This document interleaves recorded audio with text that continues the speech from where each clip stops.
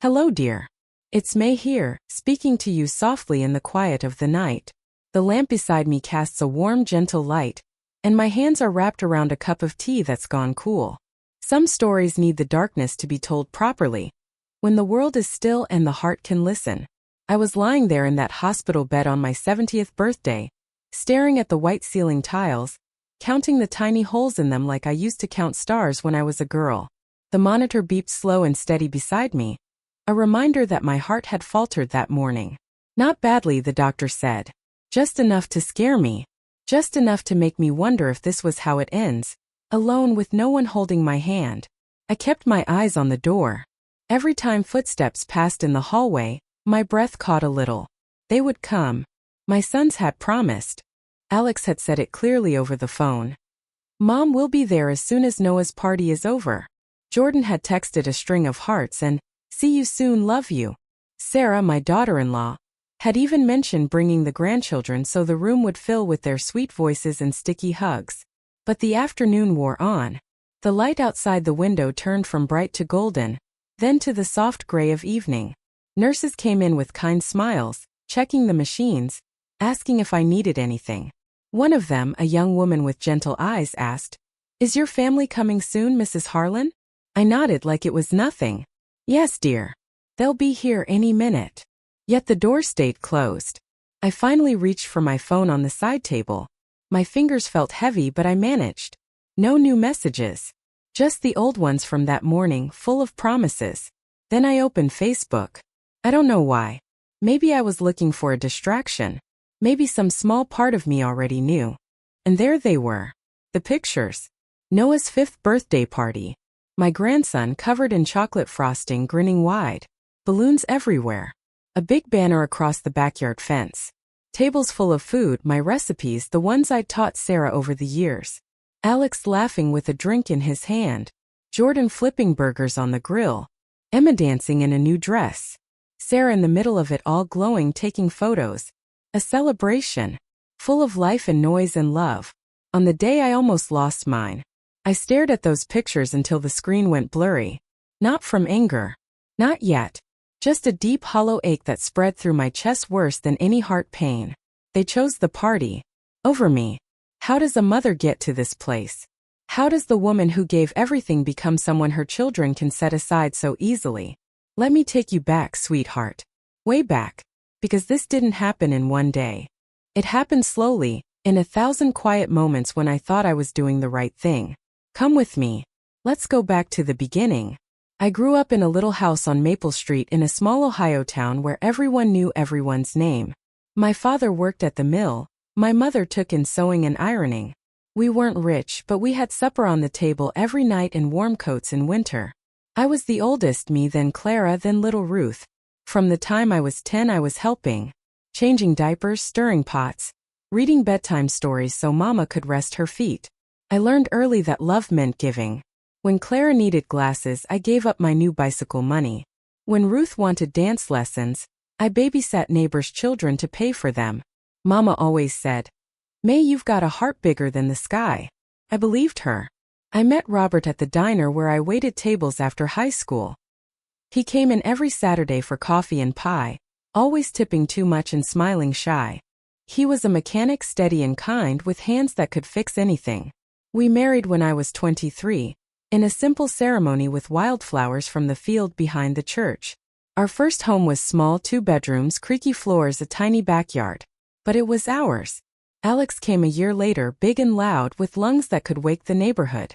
Jordan arrived 2 years after that, quiet and watchful, clinging to my leg whenever strangers came near. Those early years were a blur of love and exhaustion. Robert worked 6 days a week, so everything else fell to me. Midnight feedings, laundry piles that never ended, scraped knees and fevers. I sang lullabies until my voice gave out. I made Halloween costumes from old curtains and Christmas cookies shaped like stars. I never minded. This was what I'd wanted. A family. A home filled with children's laughter. When the boys started school, I volunteered everywhere. Class parties, field trips, coaching the little soccer team even though I knew nothing about the game. I was the mother who remembered teachers' birthdays and brought soup when a neighbor was sick. Robert's mother, Grace, moved in with us when the boys were teenagers. Alzheimer's had taken hold, and there was no one else. For 6 years I cared for her. Baths, meals, medicines. Nights when she wandered the house crying for her own mother. The boys were kind in passing, kissing her cheek, bringing her flowers sometimes, but they were busy with friends, cars, girls. They didn't see how tired I was. How some days I sat in the car in the grocery parking lot and cried for 5 minutes before going inside. Robert helped when he could, but men of his generation weren't raised to do the soft things. He fixed the leaky faucet and brought home his paycheck. The rest was mine. I told myself it was enough. Alex grew tall and confident, good at everything he tried. He went to college on a partial scholarship, met Sarah there. A bright girl with a quick laugh and big plans. They married young, bought a house not far away. Emma came first, then Noah. Perfect little miracles with sticky fingers and endless questions. Jordan took longer to settle. He traveled for work, lived in 3 different cities. Then he met Lisa, a nurse with gentle hands and a quiet way about her. They married quietly, no children yet, but planning. I was proud. So proud my heart felt full to bursting. I babysat whenever they asked. Kept casseroles in their freezers. Sent cards and little gifts. When Robert got sick, diabetes first, then his heart, I nursed him too. The boys came when they could, but careers were building, children were small, life was full. Robert slipped away one winter morning 5 years ago. I held his hand until it cooled. The boys stood at the funeral, strong and handsome in their suits, speaking beautiful words about their father. For months after, they called more, visited more. Then slowly life pulled them back. I was alone in the big house then. The rooms echoed. I kept busy, gardening, church circle, lunches with old friends. But evenings were long. I noticed the small things first. Sarah calling at the last minute. May, could you take the kids overnight? Alex has a work thing. I'd rearrange my plans without hesitation. Jordan visiting once every few months. Work's insane, Mom. I'll come soon. I'd send packages anyway. Books I thought he'd like, his favorite jam. Holidays shifting to their houses because it was easier for the children. My birthday becoming a quick dinner squeeze between soccer practice and dance lessons. I smiled through it all. Mothers adjust. Mothers make way. But inside, tiny seeds were planting themselves. Seeds of loneliness. Seeds of wondering when my turn would come. Little by little, I began to feel like a guest in their lives. Welcome but not necessary. Loved but not needed every day. And I let it happen. Because that's what good mothers do, isn't it? Or so I thought. The first Real crack appeared the Christmas I was 67. I'd spent weeks preparing. Decorating the house top to bottom. Baking dozens of cookies, buying thoughtful gifts. I invited everyone for Christmas Eve. My tradition since the boys were small. Sarah called 2 days before. May, the kids are so excited for Santa at our house. Could we do Christmas morning here instead? It would mean so much to them. I heard the unspoken part. It would be easier for her. I swallowed the disappointment. Of course, dear. Whatever's best for the little ones. So Christmas Eve was just me. The tree lights blinking in the quiet living room. I ate a small plate of the food I'd made for 12. Wrapped the presents and drove them over the next morning. Smiling while the children tore through paper in someone else's home. I told myself it was only 1 year. Then came the fall. I was hanging outdoor lights alone, something Robert always did, when the ladder slipped. I landed hard, wrists snapping like dry wood. The pain was fierce, but worse was calling Alex from the emergency room. Mom, are you okay? Worry in his voice. I'll be fine. Just a fracture. In a cast for weeks. We'll be right there. But they weren't. Noah had a fever. Sarah had a work deadline. Jordan was out of town. Sarah brought soup 2 days later. Stayed 20 minutes. We'll help more once things calm down. Things never calm down. I learned to manage one-handed. Cooked simple meals, drove carefully, watered plants with my good arm. Friends from church helped some, but mostly I managed alone. My 69th birthday came. They took me to dinner at a busy restaurant. The children were restless, phones buzzing. Conversation was surface, work, school, the new puppy. We skipped dessert because Emma was tired. Next year will be bigger, Mom. Alex promised, kissing my cheek. The big 7-0 deserves something special. I believed him. I started having small pains then. Indigestion, I thought. Stress. Age. I didn't mention it. The boys grew busier. Promotions. Travel. Soccer tournaments that took whole weekends. I said yes to every request. Babysitting on date nights. Emergency pickups from school. Staying over when someone was sick. I was useful. That felt like love. Then came the morning of my 70th birthday. I woke early, excited despite myself. Made coffee, poached eggs. Put on the new blue dress. Baked a small lemon cake, just in case someone came. The chest pain started mid-morning. Tightness. Pressure. I sat down, breathed slow. Thought it would pass. It didn't. Called 911. In the ambulance I texted both sons. Some chest pain. Heading to hospital to get checked. Don't worry too much. Alex replied quickly. Oh Mom. Keep us updated. Noah's party starts at noon but we'll come right after it winds down. Jordan. Scary. Love you. On my way soon. Thought of course. A child's party. They'll come after. The party ran long. Kids overexcited. Cleanup. Traffic. Reasons I heard later. I lay alone as my birthday slipped away.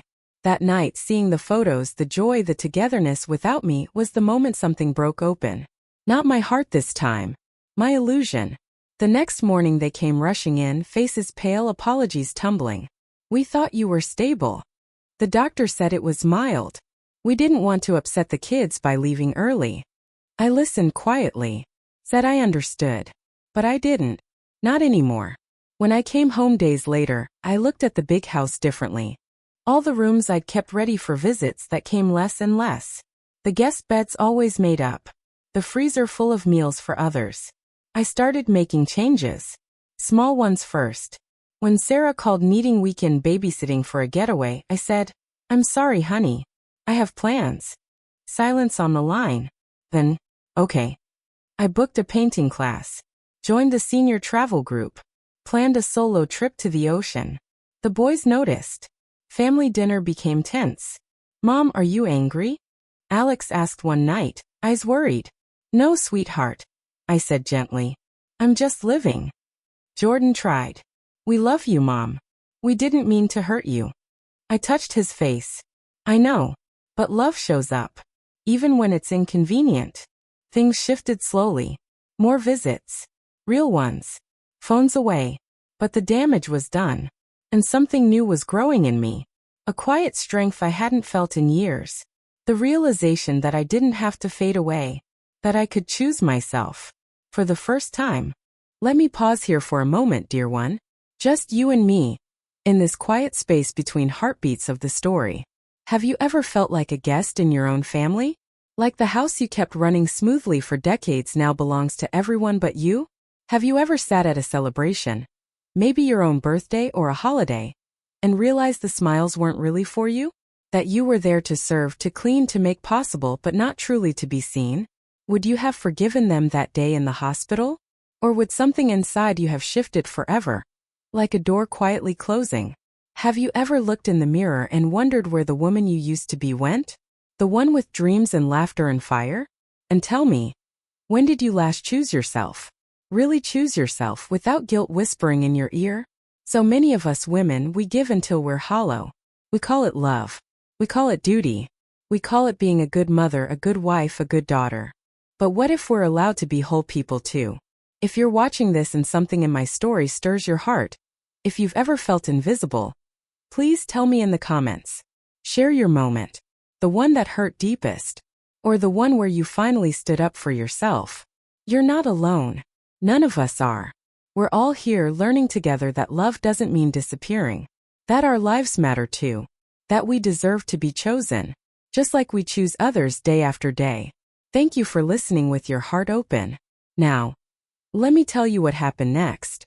Every woman who poured her life into her family and woke up one day invisible will feel this in her bones.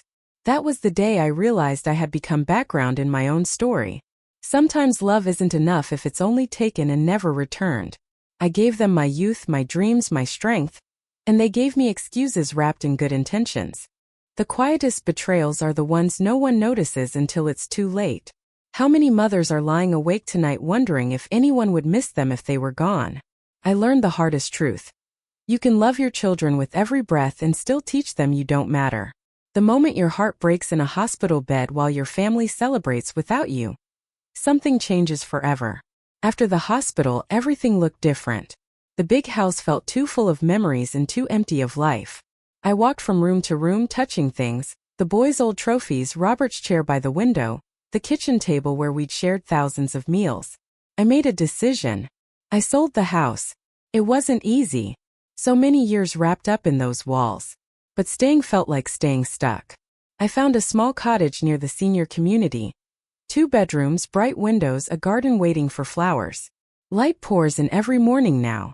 I wake to birdsong instead of silence. The boys were shocked. Mom, are you sure? This is too fast. Is this about the birthday? I smiled gently. It's about the rest of my life, sweethearts. Sarah cried when she helped pack. We didn't realize how much we asked of you. Jordan held me longer than usual. I'm sorry, Mom. For all the times I wasn't there. Alex just looked lost. We love you. Please don't pull away. I'm not pulling away, I told him. I'm stepping forward. I took the trip to the ocean. Walked the beach alone, wind in my hair, waves speaking truths the land never told me. I collected shells and wrote in my journal every evening. About what I wanted. What I deserved. I started saying no sometimes. And yes to myself more often.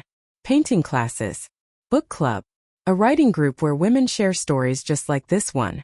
The grandchildren come now for special visits. Just them and me. We bake cookies using my mother's recipe. We plant flowers. They fall asleep on my couch watching old movies. Heads in my lap while I stroke their hair. They ask questions now. Grandma May, why did you move? Are you mad at Daddy? I tell them gentle truths. I moved to make room for happy. And no, I'm not mad. I'm learning. The boys try harder. Real effort. Sunday dinners at the cottage sometimes. Phone calls that last longer than 5 minutes. Help without being asked. But I've stopped waiting. I've learned something profound these past months. Motherhood doesn't mean martyrdom. Love doesn't require self-erasure. We teach our children how to treat us by what we accept. And it's never too late to teach a new lesson. Even at 70. Especially at 70. Dear woman watching this, if you're tired, if you're invisible, if you've given until there's nothing left, hear me. You are still here. Your story isn't over. Your dreams didn't expire. Your worth isn't measured by how much you sacrifice. Start small. Say no once. Choose yourself once. Watch what grows. Some children learn gently. Some need the earthquake of almost losing you. Mine needed the earthquake. But I'm still standing. Stronger. Freer. More myself than I've been in decades. And if I can find my way back to me at 70, so can you. No matter your age. No matter how long you've been fading. You deserve to shine in your own life.